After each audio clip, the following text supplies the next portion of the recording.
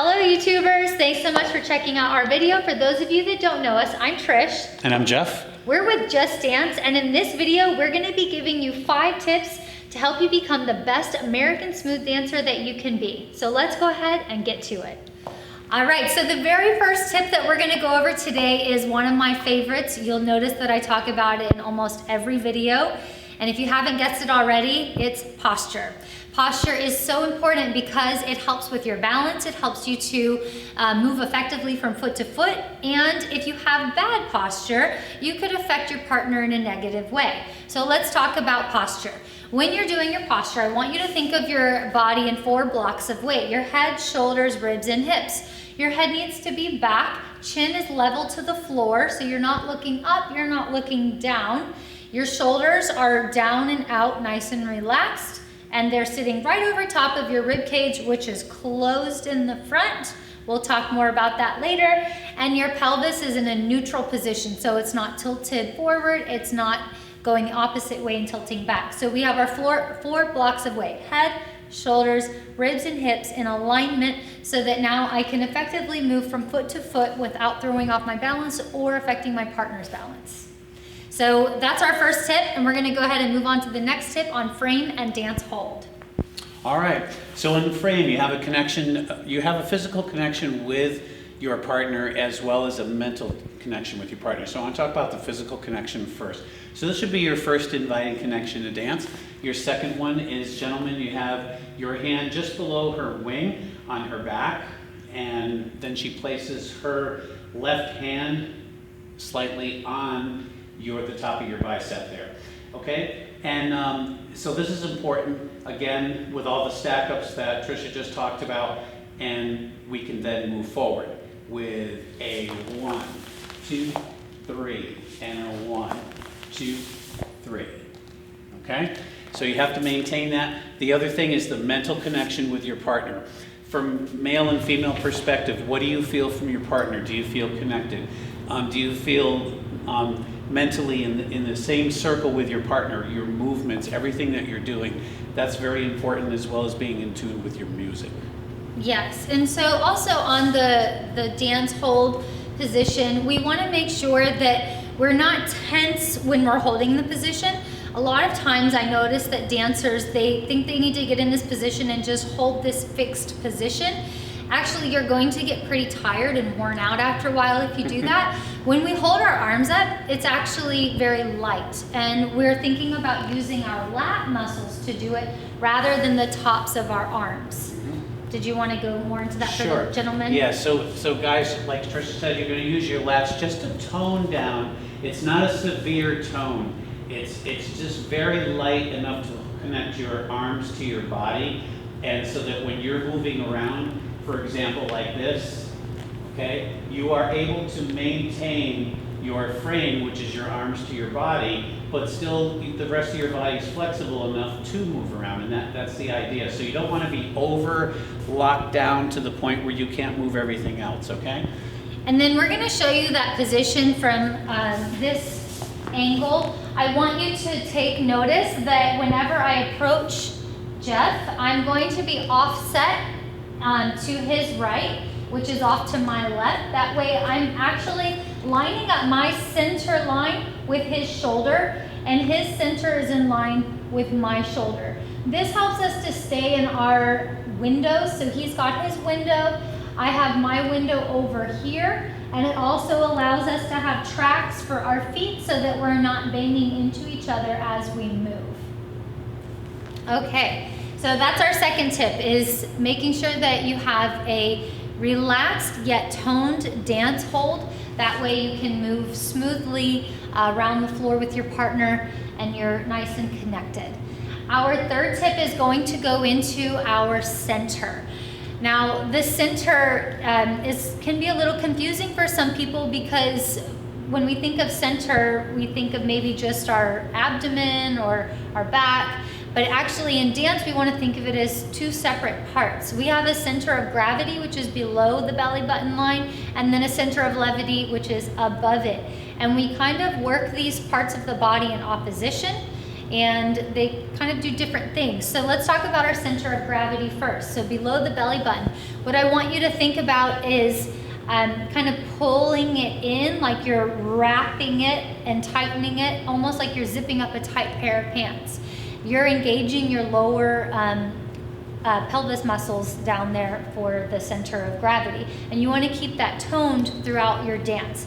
Your center of levity is more flexible, so it's through your sternum, your rib cage, and we're able to move this and lift it and make it very light. And so when we dance this, Geoff is going to demonstrate with me a progressive step, and he'll talk about the use of the two. So we'll come over here.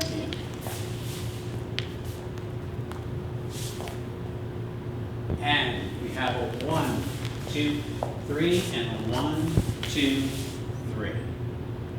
Okay? So as we're moving through that, my bottom center, if you will, or the lower center of gravity, is toned, and I'm pushing that using my legs toward my partner. The other is moving in a different direction. So right here we have swing. Our hips are swinging out towards you. That's our center of gravity moving us onto that foot. Our center of levity above the belly button is actually shaping the opposite direction for counterbalance. And so we use these two to help move towards our partner, and actually it drives all of our movements. Absolutely. Yes. To connect, shape, or whatever you're doing. And they're totally necessary to, again, bring you physically and mentally connected with one another so that you can feel what's happening. Guys, you make a great lead. You know, sometimes less is best, and just having those parts together gives the woman a very solid thing to follow. And also, you know, ladies, you'll enjoy that too, opposing the man there. Yes. Okay, and so we're going to go into our fourth tip, which is your legs and your leg joints. So we have our hip, knees, and ankle joints. They need to move in harmony with each other. You wouldn't bend one without bending the other. So just getting used to letting your ankles crease, your knees bend, and your hips crease all together to help you be more grounded and give you more power in your movements. Because when we dance, again, we don't want to bend at the waist. We don't want to affect our posture. We want to keep those blocks of weight stacked, and we want to use our legs. So for example, when we're dancing that same pattern we just did, or even just a box step, you can see that before we even step, the first thing Geoff's going to do is bend his joints, use his legs to come at me, and then we can come up, and then we soften them again. So they're moving fluidly throughout the dance, up and down, never locking them, and just keeping them lubricated the whole time. All right, this brings us to our fifth and final tip, which is going to be on presentation when apart from your partner. All right. So we talked about in earlier things in the closed position. We want to work something now when you separate. We want to talk about that. You still have the same maintenance that you have when you're partnering in a closed position or an outside partner position that you do have in, for example, an underarm turn box. 1, 2, 3. 1, 2, 3. 1, 2, 3, and a 1, 2, 3. So the whole time you're doing that, that separation, each of you has your own body, your own framework. So when you do separate from one another, even if we were to just step back, okay, myself on my right foot and herself on her left, if we step apart from each other, okay, we still have the same frame maintenance through here. Each one of us has our own, okay? And when we come together, we have that exact same one. If we were to do that same step apart, and we were to shape, for example, and stretch, you're still working your centers as you do when you're together. So essentially, we're moving from our center of levity and letting our arms be an extension of that movement from our spine. And we're always keeping that arm slightly in front of the body, toned and lifted about shoulder height, sometimes higher, but definitely never lower than that. So as we move away from each other, we're both supporting our own arms as we separate. And as we come back together, we're still supporting our own arms to reconnect. That way it's easy to get back into position, and you're not having to fix it every time you've separated from your partner because you've dropped your arm and then you have to pick it right back up and try and hope and find the right position on your partner's back. So you'll notice that when we do this box with underarm turn, how when I return back in position with Jeff, he easily can maintain his frame to find my back again. Okay? So those are our 5 tips to helping you become the best smooth dancer you can be. Let's do a quick recap. Our first one was posture, because with good posture, you will have better balance, you will be able to connect better with your partner and move easier from foot to foot. And then we talked about our frame and our dance hold. Jeff talked about the mental and physical connection, as well as keeping the arms nice and light, yet toned, using the back, your bigger muscle group, to support your arms rather than your shoulders, which are gonna make you tired and feel rigid.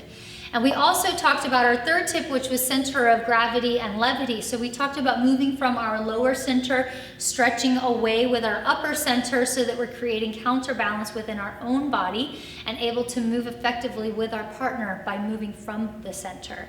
Then we talked about the use of our leg joints and our leg muscles to create power and stability in our dancing. So making sure that all those joints are moving in harmony with each other, and then using that to power through all of your steps for better drive and better floor speed.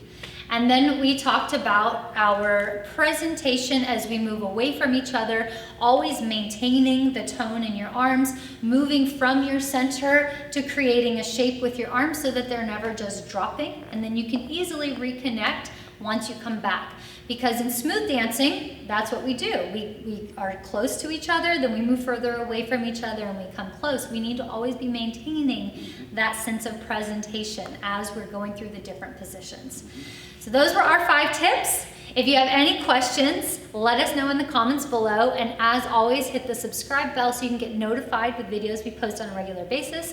Thanks again for watching, and we'll see you soon.